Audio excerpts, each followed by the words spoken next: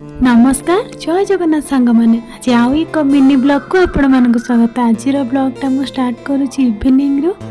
ये इवनिंग हो गला पलि आसती चाह बनवा लगी। तो मो पचे पचे झील आसला कहला मामा मुझे चाह बनैबी। तो ये आम मिसिक माँ झील चाह बनई देलु। तापर चाह पी देकरी संध्या हो जाता माँ धूप दे देते। मु पलि ठाकुर टे नमस्कार कर लगी। तो मुझे नमस्कार करके पुणी पलि आसली किचन को डिनर पे प्रिपेयर करे लगी। डिनर आज जेहेतु नॉनवेज डे अच्छी से चिकेन फिकेन कौन आणिकी खाइबे। तो आम पाई खाली आलू तरकारी और रुटी करी बोली भाभी। तो मुझे सब जोगाड़ करदे कि माने रुटी अटा चकड़ देती। आलू बॉयल करके थोड़ी देकी झील को पढ़ाई को पढ़ाई। झील को पढ़ाई सारिक आसिक मु तरकारी बन दौली। रुटी बन देकी तरकारी बन दौली।